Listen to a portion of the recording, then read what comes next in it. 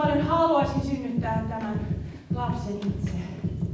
Lääkärit suosittelevat sektiota, keisarileikkausta, etukäteen sovittua synnytystä. Tässä synnytyksessä minun ei tarvitse kuin ilmaantua paikalle ja lapsi otetaan minusta ulos ilman, että minun täytyy tehdä yhtään mitään. Miksi näin? Minä haluan synnyttää, kuten äitini ja siskoni ovat synnyttäneet. En halua mitään keisarileikkausta. En, vaikka adopti kuinka sanoo, että se on kuninkaallinen leikkaus. Siitä se nimikin tulee. Sinä olet kuin kuninkaallinen keisari. Erityinen, omalaatuinen.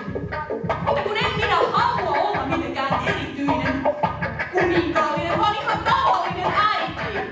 Perusäiti, joka synnyttelee lapsia normaalisti, luonnollisesti, alateitse. Tuntien kipua ja tuskaa jäätävää. Eli tässä nähtiin nyt näytelmän alku, syntymä, tällä hienolla tavalla. Ja tästä se tarina sitten jatkuu, ja mihin, niin se kannattaa todellakin tulla katsomaan. Mä näin tämän eilen ja sanoisin, että kaikki tunteet kyllä käytiin läpi, niin itkua, naurua, riemua, raivoa, ihmetystä ja kummastusta, mutta siis voi vitsin kämeni. 1,5 tuntia pelkää tykitystä. Tässä on kovin iso kakku koko työryhmälle, varsinkin täällä lavalla oleville, mutta miten hienosti se hoidetaan jo nyt, kun ensi iltaan on vielä viikko aikaa. Eikä mitä kaikkea nähdäänkään sitten viikon päästä torstaina, niin huhuja. Mutta näytelmähän käsittelee, Hanna Vahtikari on vuonna 2019 kirjoittanut näytelmän omakohtaisiinkin kokemuksiin perustuen äitiydestä, äitimyytistä. Ja hänen kumppaninsa Marsi Nyman on säveltänyt tähän kyseiseen teokseen musiikit, joita sitten täällä meillekin näyttämällä nähdään. Ja kaikillahan meillä on mielipide siitä, mikä on äiti, millainen on hyvä äiti, kuka hän on, mitä äiti saa tehdä, mitä ei saa tehdä, mistä äiti voi kertoa muille, vai voiko kertoa mistään, pitääkö valehdella, pitääkö olla se ideaali äiti, millaista se äitiys on, kellekin meistä. Mä olen itse äitipuolikokeilas, mä en ole koskaan synnyttänyt, mutta eilen katsottuani tämän niin pystyy samaistumaan hyvin moneen tunnetilaan ja siihen vanhemmuuteen ja siihen kriisiinkin, sekavuuteen, järjestyksen puutteeseen, siihen rakkauteen ja kaikkeen mahdolliseen, mitä siihen kuuluu, kun uusi elämä sinne taloon ja perheeseen tulee. Ja riittääkö rakkaus äitiydessä ja vanhemmuudessa? Se on iso kysymys. Minä sanoisin, että kyllä riittää. Tässä tapauksessa se pitää taas kerran tulla katsomaan. Ja tästä äitimyytistä meillä on info ja äitinäyttely tuossa naapurin aulassa. Eli siellä on työryhmän jäsenet, ovat kertoneet omia tarinoitaan ja kokemuksiaan äitiydestä. Joko omasta äidistä tai omasta kokemuksesta siitä, millaista on olla äiti. Meidän teatterin työntekijät, sitten siellä on myös äitimyytistä, äitiyden historiasta, naisten historiasta löytyy paljon tuolta. Kun lähdette tästä esittelystä pois, niin suosittelen lämmöllä tutustumaan siihen näyttelyyn. Ja niin, kuinka totta tämä näytelmä sitten on? Onko tämä paisuteltua? Onko tämä totta? Onko tämä heidän arkeaan tai sen pariskunnan arkea, mistä tässä puhutaan? Niin sitä tullaan kohta kysymään. Mutta esitellään työryhmä. Näytelmällä on 2 ihmistä, Eeva ja Juho, joille mun mielestä voi antaa vielä kerran aplodin. Ja näytelmän on todellakin kirjoittanut Hanna Vahtikari, näyttelijä ja käsikirjoittaja, ja musiikin tähän on säveltänyt hänen puolisonsa Marsi Nyman. Meillä tämän esityksen ohjaa nyt halutessaan työryhmän jäseniä ja suunnittelijoita saa saapua tänne lavalle. Kun minä nimiä sanon, mutta pakko ei ole, tämä on täysin vapaaehtoisesti joutunut tähän Mustajärven sekavaan piinapenkkiin. Mutta näytelmän on ohjannut jo toista kertaa meillä oleva Samuli Reunanen.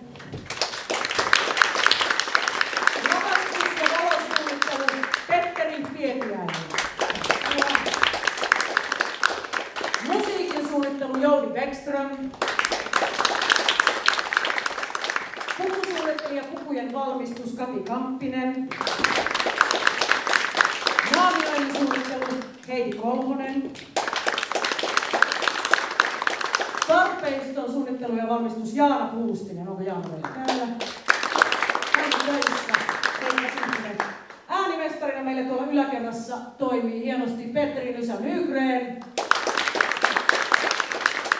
Lavastuksena ovat edustaneen Tuomas Penttilä, Anssi Uusnäkki, Matti Vaskivo ja Jaana Kuustinen. Järjestäjä kuiskaajana tässä valtavassa tekstimassassa toimii Reetta Lamppu. Näytelmämestarina Niklas Riihelä.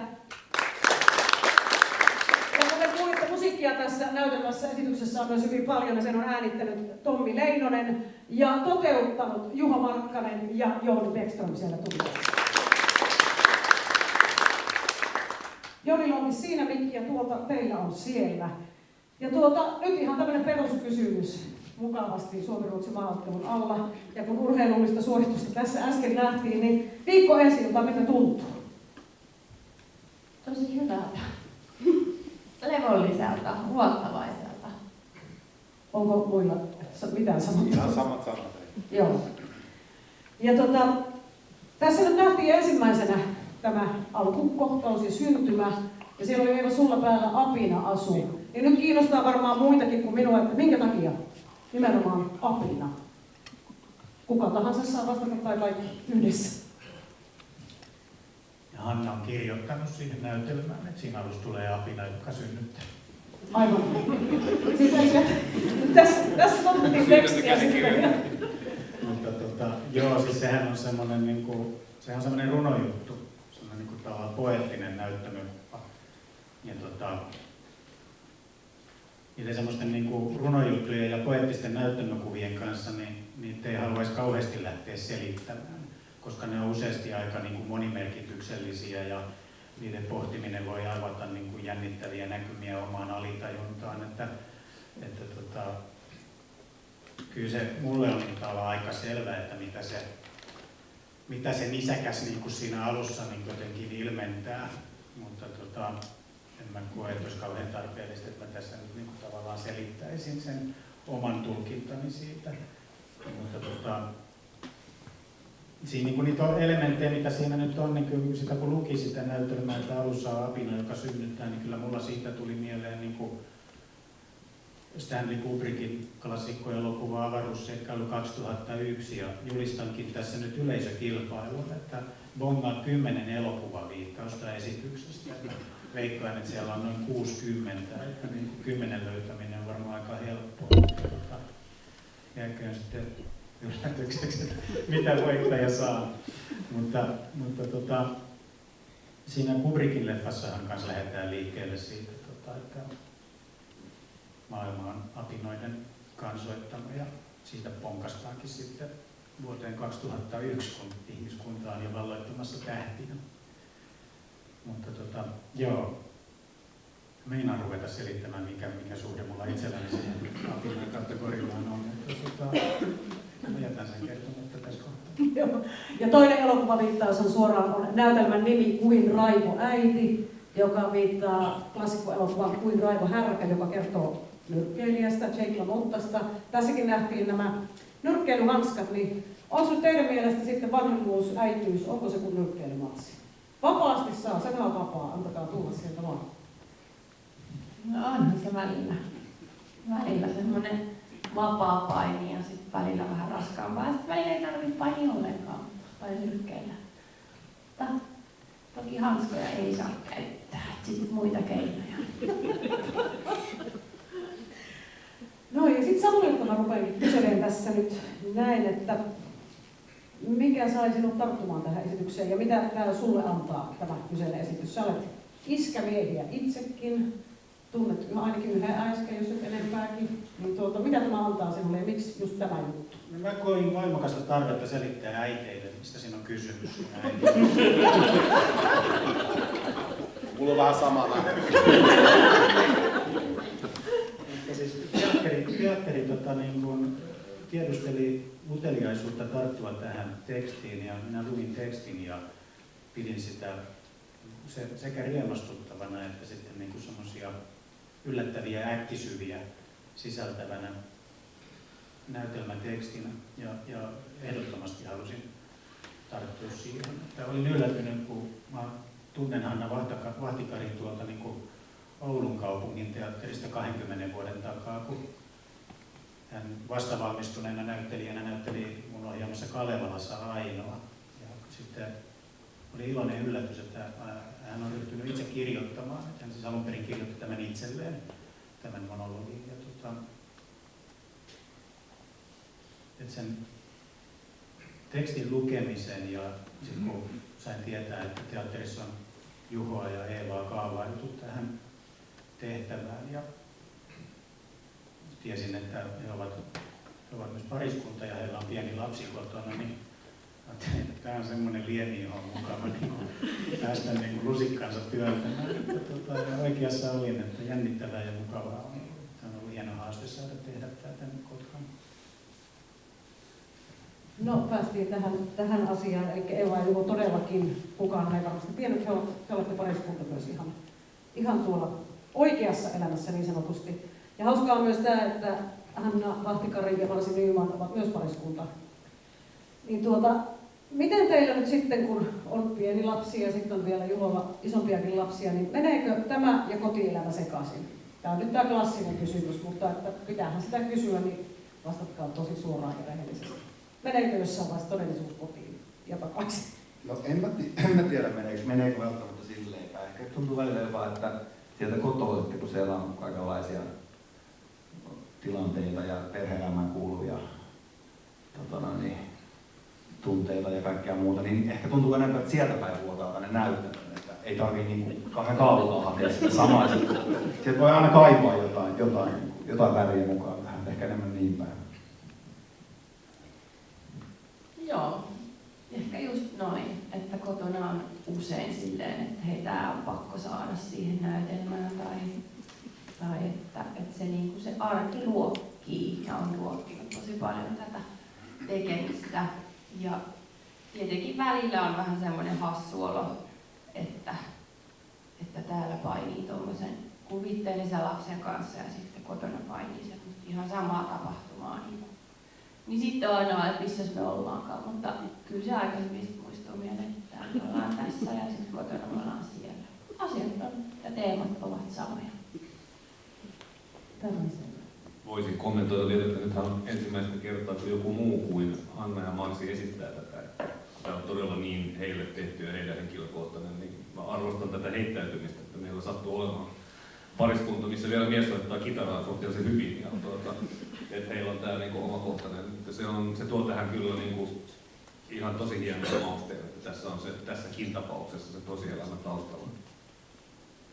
Ja nyt Pietu, kun sulla on mikki siinä, niin kerropa sinä, tässä nähdään nyt lavastusta, joka saattaa jopa muuttua esityksen 1,5 tunnin aikana. Niin mihin sä tartuit ensimmäisenä? Mistä sä lähdit tätä lavastusta suunnittelemaan? Mikä sulle tässä niin on tärkeintä? No meillä on täällä yksi keskeistä elementti, mikä on sohva ja lyykeli ja hiekkalaatikko ja keittiön pöytä ja semmoinen niin tarve, että ollaan minimalistisesti ja vähällä liikkeellä. Sitten tarvittiin tuo mancave, missä tuo mies soittaa niitä soittimia hänen kotistudionsa. Ja sitten tarvittiin jonkinlainen, joka edustaa jotain keittiötä. Sitä ympärillä tämmöinen kierrätyskamasta tehty, vähän ehkä halpa etelävaltiolainen hääkatos, mikä vähän ryhkyinen ja vähän ruma. Se muuttuu valaisemalla niin semmoiseksi kauniiksi ja ihanaksi välillä. Ja taas samoin kuin tämä, että on valkoiset huonekalut, mikä on äärimmäisen epäkäytännöllistä lapsiperheessä. Se, niin se unelma siitä ihanasta pumpulielämästä, niin sitten se arjessa se on aika sotkusta ja rähjästä. Ja se on ollut kans alusta selvää se semmoinen tilaus, että tämä niin täyttyy sitten tällä kaikilla tavaralla, mikä tulee sieltä lapsiperheen arjesta, mistä meillä kaikilla on kokemusta. Niin, että se kaos, sen hallinta on kyllä vaikeaa ihan niin kuin sen myöskin se kaikkien esineiden kanssa.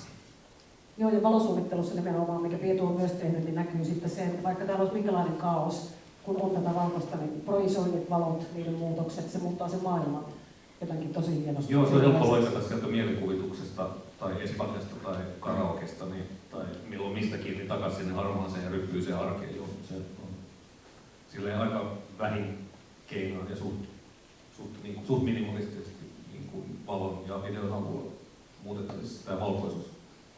Joo, ja mulla ainakin kun eilen katsoin, niin tuli tämmöinen jopa säikäytysefekti eräästä tuolta lavastuselementistä, joka yllättäen muuttui toiseksi. jätän sen sitten teille nähtäväksi, mutta tuli huuto aivan tuolta katsomasta, kun säikäin, mutta hyvällä tavalla.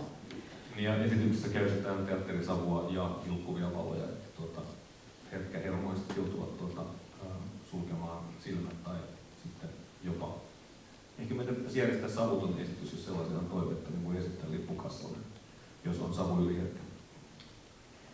Joo, kiitos. Ja sitten kuten tässä äskenkin kuulitte ja näitte, niin musiikkia tässä esityksessä on paljon.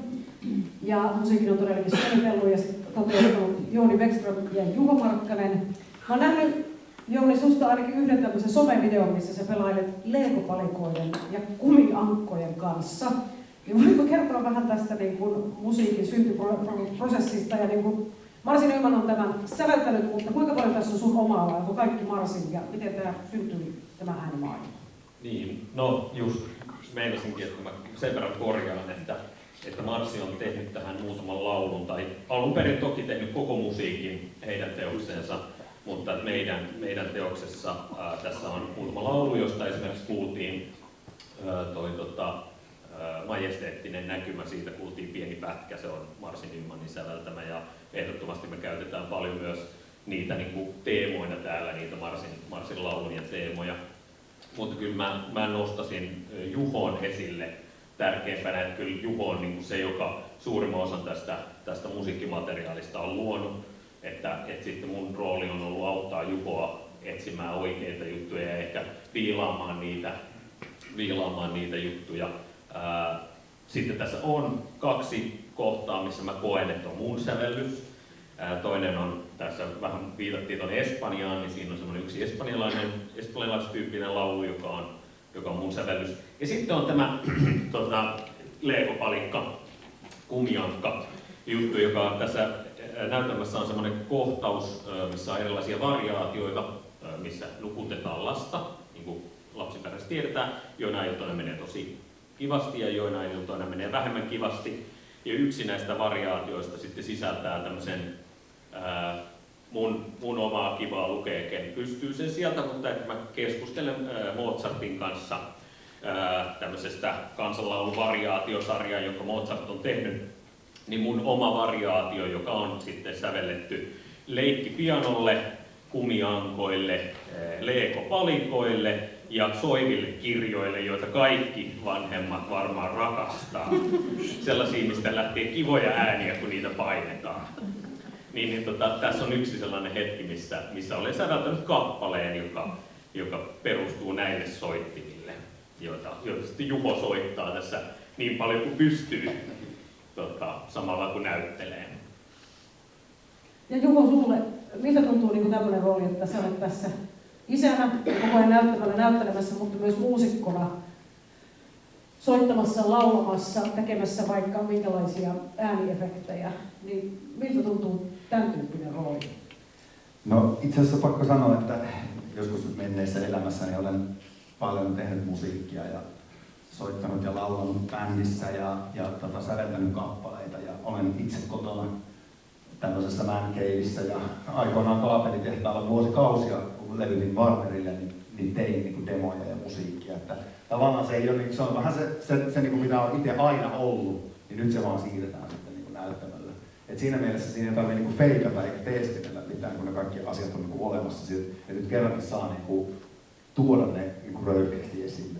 Niin siinä mielessä se tuntuu siis ihan vapauttavalta ja kivalta. Nyt ei tarvitse niin esittää tämmöistä oikeaa näyttelijää. Niin, että tämä on siis niin ihan kurkkaus oikea Juho Markkasen elämään siellä omassa mänkeissä. Niin, no, tavallaan joo. Toki dramatisoituna. Ja tosiaan Jounin niin suurella avustuksella, että itse on tosiaan niin enemmän ehkä tuottanut materiaalia, mutta ollaan otettu semmoinen vähän niin bändin lähestyminen. Ehkä se on tietyllä Paulukin sitä, että kaikki niin ollaan osallistuttu siihen ideoimiseen ja niin puolin ja toisin. Ja välillä on tehty niin kuin ei tajua, mitä tässä pitäisi nyt olla ja minkälaista musiikkia. Niin sitten Jouni on tullut tonne ja mene sä katsomaan ja mä soitan. Ja sitten Jouni katsoo ja mä eikö niin se pitää olla semmonen ja semmonen. Ja sitten vaihdellaan taas ja hirveätä säätämistä. Mutta semmoista se oli aikanaankin, kun jotain levyjä ja muita tehtiin. Niin aina ne tehtiin uusiksi ja aina oli huonoja ja ei ollut hyvää ja piti tehdä. Ja niin se tuntuu kauhean luontevalta ja mukavalta niin työskentelytavalla. Joo, ja se tulee kyllä esiin tuossa esityksessä jotenkin hienosti. Se on nautinnollista ja hauskaa ja myös omalla tavalla traagistakin kuultavaa. Toivottavasti. No siis traagista siis nyt. Toivottavasti ei siinä mielessä. Se on niin surkeeta, että se on niin huomattavalla aikaa surullista ja traagista. Joo. Hän on traaginen muusikko. Paljastetaan se nyt sitten oikein. No niin, anteeksi. Päästiin tästä musiikin tekemiseen ja tuollaiseen tietynlaiseen improvisaatioon. Miten tarkasti tässä on paljon tekstiä, Eevalla on ollut hirveä määrä opeteltavaa. Niin kuinka orjallisesti te seuraatte sitä tekstiä, että onko siinä niin liikkumavaraa ja kuinka paljon on improvisaatioita? Eilen nähneenä epäilen, että ainakin jonkun tietyn traagisen näyttelijän esittämänä niin jonkun verran, mutta miten se on, kuinka suuri ohjenuoraisesti teksti sillä lailla on? Et pitääkö mennä sanatarkasti? Mä voin sanoa omasta puolestani, että mä en keksin kaiken itse, mutta Eeva noudattaa. Kiltisti. No mun on pakko noudattaa sitä, muuten tämä homma kaatuu kyllä ihan kokonaan. Ei vaan mitä 23 sivua tässä on tekstiä. Kyllä se suurin piirtein niin kuin siellä mun mielestä on. Et sit siinä on niitä nukutusvariaatioita, missä se kakofonia on niin suuri ja ei meinaa oikeasti kuulla tai jotain, niin kyllä se välillä tulee jotenkin vähän omin sanoin tai jossain kohtaa on vähän improa, mutta kyllä se siellä niin kuin on koko ajan ohjenuorana se teksti mulla. Ja onko Samuli sitten kuinka tarkka tämän kanssa? Onko hän hirmuhallitsija ohjaaja vai onko hän mukava? Kyllä se aika tarkkaa se tekstin niin kuin noudattaminen. Että siellä on tietenkin paikkansa improvisaatiolla, mutta siis se teksti on hyvä, että sitä kannattaa niin kuin seurata ja kunnioittaa. Ja se nyt niin kuin tässä harjoitusjakson loppumetreillä, niin sen huomaa, että se teksti myös niin kuin, on siis sillä tavalla hyvä, että se koko ajan niin kuin aukeaa uusiin suuntiin ja siihen tulee niin kuin tarkkuutta ja ilmeikkäitä yksityiskohtia, jotka kantaa mukana niin kuin eläviä havaintoja. Mutta että joo, niin kuin, että kyllä se on niin kuin iso työ Eevalla tietenkin niin kuin ottaa haltuun se 23 sivua aika tiheätä tekstiä, mutta hän on tehnyt siinä ison ja esimerkillisen työn ja kyllähän se sitten tässä niin kuin loppupeleissä helpottaa sitä työtä, että on se niin kuin on ne askelmerkit, askeleet olemassa, joiden varassa voi sitten niin kuin päästää irti ja antaa mennä vaan. Et kyllä niin kuin on tämä niin muiltakin osa-alueiltaan, niin sitten kuitenkin niin kuin aika tarkka kello, sveitsiläinen kellokoneisto. Että tulos voi näyttää kaoottiselta ja päättömältä, mutta se on hyvin tarkaksi viilattu. Ja mikä olisi tämän näytelmän tyylilaji? Onko sellaista? Jos nyt täytyy tälle oikein tyylilaji on lapsiperhearki. Surrealistista ja anarkistista. Eli nauraa saa todellakin myös, ei ole pelkkää ranteita ollenpäiväkiä. Joo, ihan lapsille tämä ei sovi. Että se on varmaan 13. Teini-ikäiset saattaa jo olla silleen valmiiksi niin traumatisoituneita, että ihan pienille tämä äidin avautuminen ei ihan sovi. Minkälainen prosessi tämä on? Saatte ihan kuka tahansa vastata, niin tehdä tällaista juttua. Onko ollut helppoa, vaikeaa, tuleeko oma elämä liikaa mukaan? Ja miltä tämä on tuntunut? Te olette keväällä aloittanut harjoitukset ja nyt sitten jatkatte ensi iltaan tässä syksyllä. Niin miltä tämä on tuntunut? No siis tämä on tuntunut tosi kiinnostavalta, mielekkäältä, innostavalta, motivoivalta. Heti alusta tuntui sitä, että tässä on loputtomasti mahdollisuuksia, joita me voidaan yhdessä tutkia. Ja sitten mä niin kun ajattelen niin, että mun meidän tyttö täyttää lauantaina 3 vuotta. Ja jos mä olisin itse nähnyt tämän näytelmän joskus silloin vauvavuoden myllerryksessä, niin mä väitän, että mä olisin elänyt niin kuin sillä vertaistuella varmaan vuoden. Niin sitten kun siihen pystyy, niin kuin siinä on koko ajan läsnä se semmoinen henkinen nyökyttely, että mä saan kiinni, että mistä tässä niin oikeasti ehkä on kysymys, niin sitten se siitä ollaan vaan niin menty sitä kohti ja jotenkin turhat pois ja kirkastettu sitä, että se etsiminen ei ole ollut niin kuin vaikeaa, että se on ollut aika hedelmällistä. Toki siinä sitten nousee aika paljon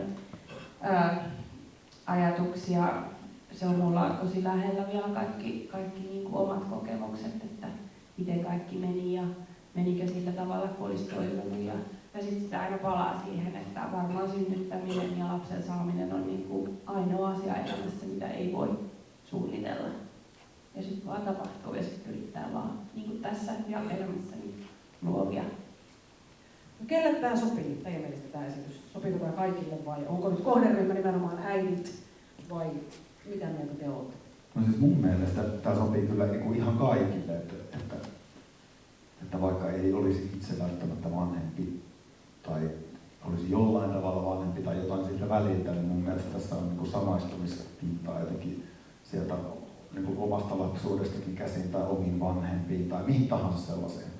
Että ehkä ainoa on just se, että ihan niinku sattuneista syistä vaan ihan perheen pienimmille tämä ei niinku soveltuma, koska tämä käsittelee kuitenkin aikuisten maailmaa ja sitä, mutta että mä en niin näkisi ollenkaan, että kerrankin voi niin vilpittömästi sanoa, että koen tämän soveltuvan ihan kaikille.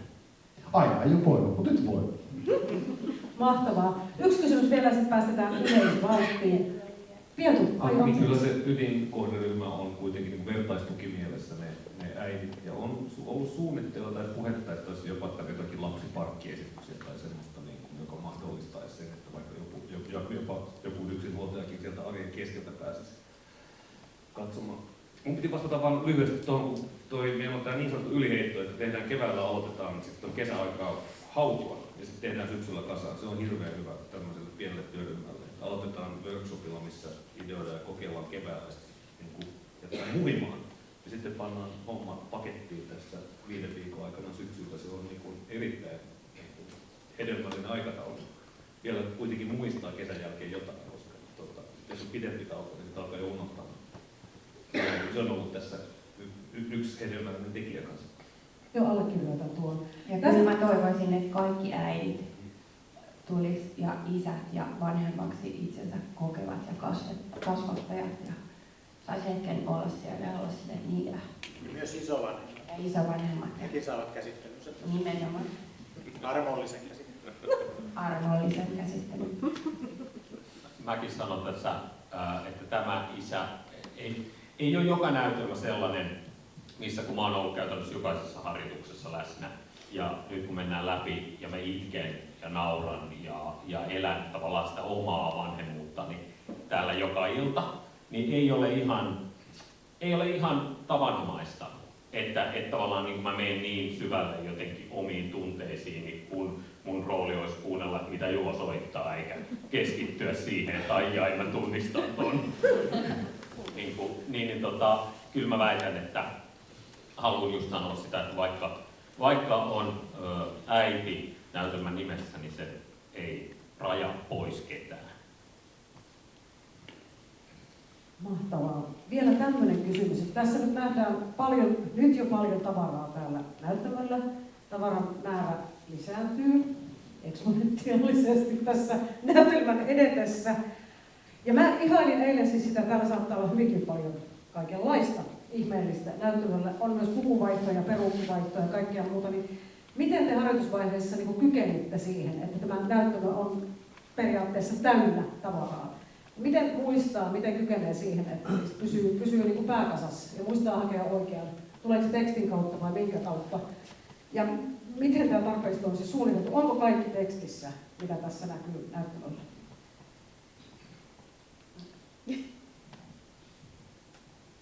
Ei ole kaikki tekstissä, että se niin kuin tavallaan se tsunami on kyllä osaksi kans jo niin kuin sitä työpajaa ja ohjauksen ajattelua ja niin poispäin, mutta että se miten niin kuin se pysyy tässä harjoitusvaiheessa niin kuin järjestyksessä, niin johtuu siitä, että meillä on niin ammattitaitoinen järjestäjä ja loistava lahjakkuustyöryhmän jäsenenä, joka on sitten kun me pelleillään ja leikitään ja rähjätään ja räyhätään, niin nyt meillä on Reetta, joka on se aikuinen huoneessa ja katsoo siitä, että kaikki on fyysisesti ja psyykkisesti turvassa ja Ja sitten niinku, että kun on aika mennä nukkumaan, niin saadaan kaikki järjestykseen. Että se on semmoista niinku näkymätöntä työtä. Tavallaan esityksen tekeminen on kauhean kollektiivinen ponnistus. Sitten juurikin niinku Reetan kaltainen niinku kuiskaaja järjestäjä on se, joka ei niinku näy siinä lopputuloksessa, mutta että hänen ponnistuksensa on ollut niinku keskeinen osa sitä, että millainen se prosessi on. Ja se prosessi taas vaikuttaa siihen, että minkälainen energia ja tunne siitä välittyy siitä esityksestä. Että se on ihan keskeisen tärkeää työtä teatteriesityksen tekemisessä. Ja Reetta ottaa siis kuvia kaikista, mitä tänne kertyy, minne milloinkin ja missä niiden pitää olla. Ja se on niin kuin ihan uskomattoman ihaltavaa se hänen tarkkuus. Ja sitten kun ei tiedä, niin Reetta, missä se on? Sähän tietää.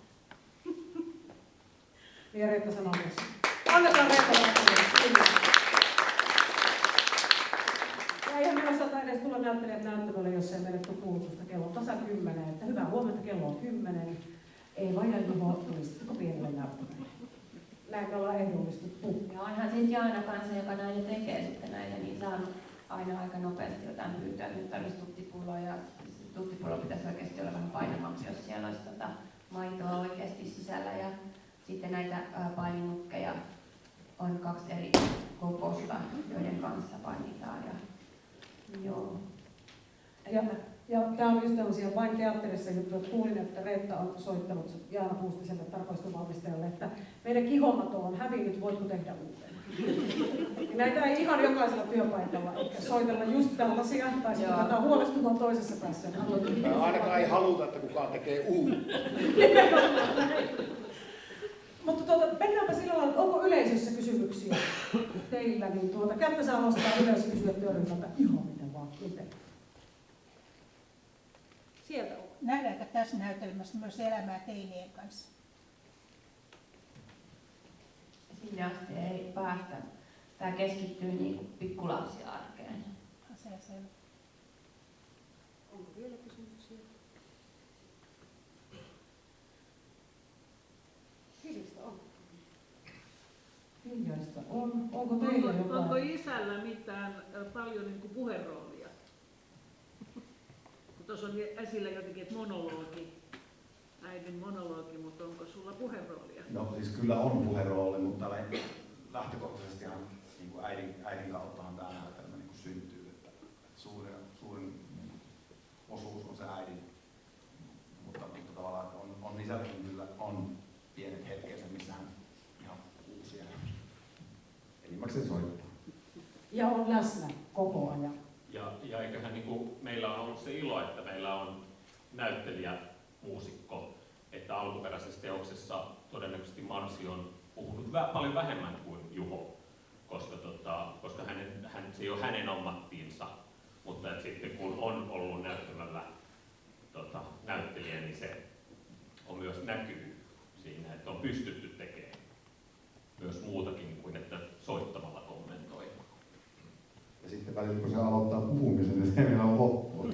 Se ohjaa sanoo, että voit vähän vähemmän puhua. Tuossa ei tarvitse sanoa mitään. Eli tämä on siis sitä paljon puhuttua improvisaatiota sitten ehkä. Sitä juuri. Tuleeko vielä mieleen kysymyksiä sieltä yleisön puolelta? Siellä takarivissä. No ei kysymys, vaan kiitos. On harvinaisen hyvä tällainen esittelytilaisuus. Kiitos. Kiitos. Kiitos vaan teille. Ja vieläkö löytyy? Saa sanoa mielipiteitä. Sieltä puolelta kuuluu mitään, mutta onko teille jotain sanottavaa vielä? Kaikki on sanottavaa. Sanottavaa, soitettavaa. Sen muistutan, että on Rasasen Mikko meillä missä siellä. Ja Mikkohan jakokin varmaan suurimmalle osalle jo niitä alennuslipukkeita, eli tänään on tarjous voimassa ja sieltä lipunmyynnistä voitte saada sitten alennusta tähän esitykseen. Mainostan myös vielä kerran äitinäyttelyä. Siellä on ihania tarinoita seinillä ja kuvia ja myös infoa. Sitten meillähän on avoimet ovet teatterilla lauantaina kello 10 alkaen. Kato muistin oikein. Eli tervetuloa tänne. Täällä on kulissikierrosta, makkaranpaistoa, kirpputoria, bingoa, teosesittelyt suurella näyttämöllä ja kaikkea aivan mahtavaa. Eli tulkaa ihmeessä käymään ja katsomaan. Siellä on myös lipputarjouksia luvassa. Mutta jos teillä ei ole mitään enempää sanottavaa, kukaan ei jaksa kuunnella minua ainakaan enää, niin kiitän tästä tilaisuudesta. Ihanaa, että te kaikki tulitte. Ihanaa, että te olette tällaisia ja tuotte tällaisen esityksen meille. Hyvää keskiviikkopäivää ja tavataan toivottavasti täällä teatterissa mahdollisimman pian. Kiitos.